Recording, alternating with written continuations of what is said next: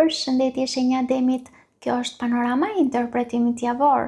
Pas lutjes dhe meditimit, kartat i ndava në 4 sfera jetësore, të cilat janë gjendja juaj, familja, dashuria, puna dhe një prizmë orakull. Në gjendjen tuaj personale kemi dielli, hierofanti, 9 shkopinjt, 10 shkopinjt. Dielli hap interpretimin me energji shumë pozitive, duke treguar se keni arsye për të qenë optimist ose optimiste. Mund të ndiheni më të qartë për atë që dëshironi dhe më të vetëdijshëm për vlerën tuaj. Brenda jush ekziston një forcë që nuk është shuar, edhe nëse i javët e fundit mund të kenë qenë të ngarkuara. Hierofanti tregon se këtë javë do të mbështeteni te parimet, te besimi dhe te mençuria. Mund të kërkoni përgjigje në besimin tuaj, mund të kërkoni përgjigje te një këshill e vlefshme ose thjesht te përvoja që keni fituar. Hierofanti tregon ndikime të forta nga normat sociale, nga normat familjare, nga normat fetare ose morale, ku ndihesh i detyruar ose e detyruar ti përmbahesh rregullave, detyrimeve ose një mënyre të duhur të menduarit, gjë që kufizon lirinë për të ndjekur ndjenjat, dhe kjo krijon një konflikt të brendshëm midis dëshirës personale dhe pritshmërive të jashtme. Unë do të thoja se kjo javë nuk është për vendime impulsive, por për të ndjekur atë që e dini se është e drejtë. Megjithatë, 9 shkopinjt dhe 10 shkopinjt tregojnë se keni mbajtur shumë përgjegjësi mbi supe, ose po mbani shumë përgjegjësi mbi supe. Pra mund të ndiheni sikur gjithmonë duhet të jeni të fortë ose të forta, të kujdeseni për gjithçka dhe për çdo dhe të mos lini asgjë të bjerë. Kartat nuk tregojnë dorëzim, përkundrazi, tregojnë një person që vazhdon të ecë edhe kur është i lodhur apo e lodhur. Por këto 2 karta gjithashtu paralajmërojnë se nuk duhet ta ktheni forcën në barr. Kartat këshillojnë të mos harroni se edhe njerëzit më të fortë kanë nevojë për pushim. Vazhdoni të besoni në rrugën tuaj, por mos merrni mbi vete më shumë se sa mund të mbani. Forca e vërtet qëndron edhe te aftësia për të ruajtur ekuilibrin. Kalojmë në familje. Në familje kemi mbretëresha e shpatave, temperanca, mbreti i monedhave, kalorësi i shpatave.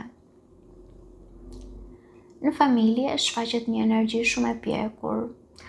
Këtu nuk dominojnë emocionet e pakontrolluara, por logjika, përgjegjësia dhe dëshira për të zgjidhur gjërat. Mbretëresha e shpatave tregon se dikush do të flasë, që mund të jeni ju ose dikush në familjen tuaj, që mund të jetë partner, partnere ose antar familje. Pra dikush do të flasë hapur dhe do të jetë më i drejt për drejt ose e drejt për drejt se zakonisht, duke zgjedhur sinqeritetin dhe jo ndjeshmërinë. Në qendër qëndron temperanca, që tregon se edhe nëse lind ndonjë debat ose mos përputhje, ekziston mundësia për pajtim dhe mirëkuptim. Temperanca flet për durim, bashkëpunim dhe respekt reciprok. Mbreti i monedhave flet për stabilitet, mbrojtje dhe përgjegjësi. Mbreti i monedhave mund të përfaqësojë një figurë mashkullore të pjekur, që mund të jetë bashkëshort, baba, vëlla ose një person me ndikim në familje, që përpiqet të ruajë sigurinë dhe ekuilibrin.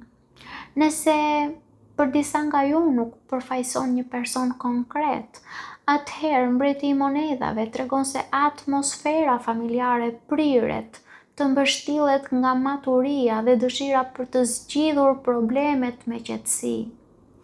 Në kombinim me kartën e temperancës, nënkuptohet se familja ka potencial të gjejë një gjuhë të përbashkët dhe të krijojë një ndjenjë sigurie, edhe nëse lindin biseda të forta.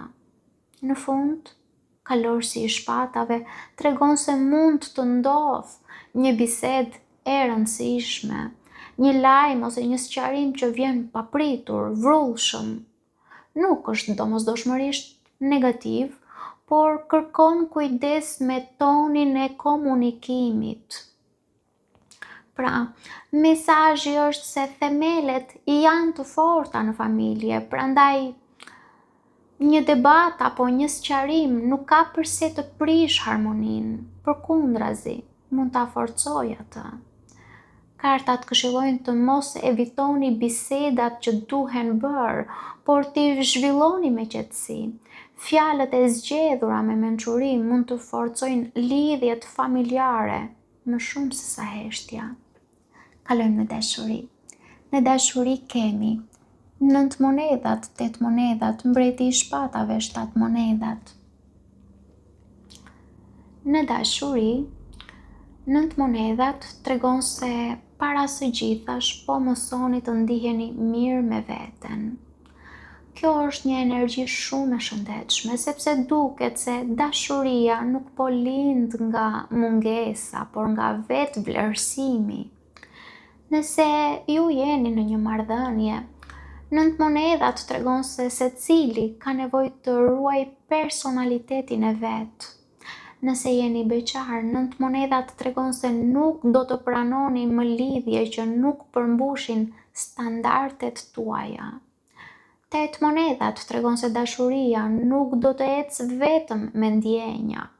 Dashuria kërkon përkushtim, komunikim dhe përpjekje të vazhdueshme.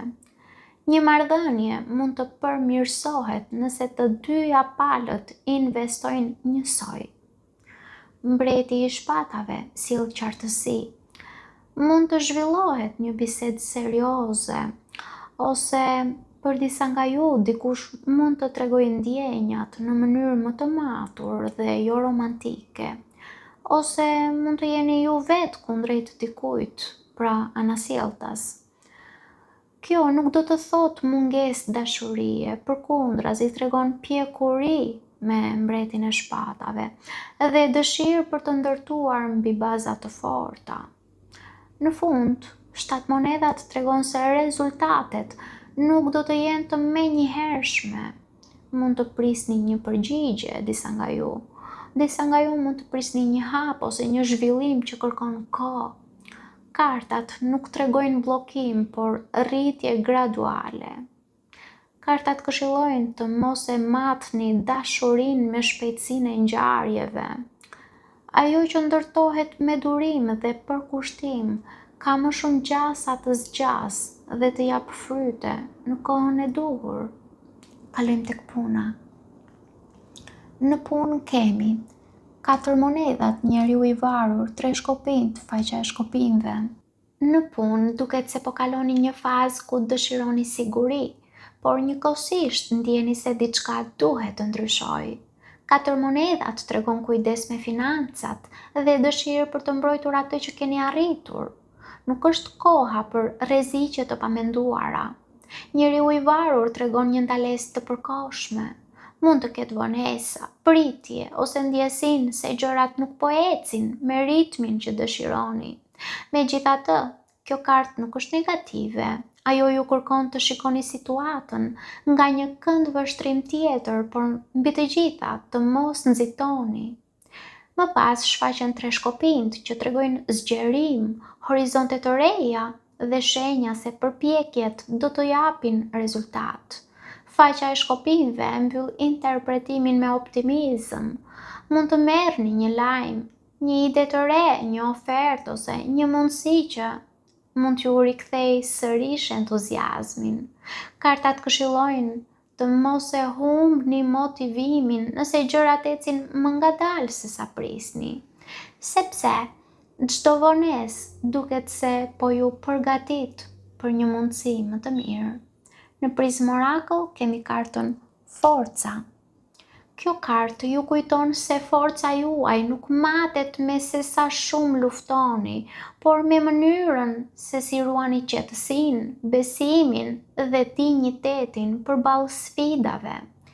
Kjo javë ju thot të ecni përpara me durim, sepse pikërisht këmbgulja dhe vetë kontrolli do t'ju çojnë drejt rezultateve që ju kërkoni. Paç.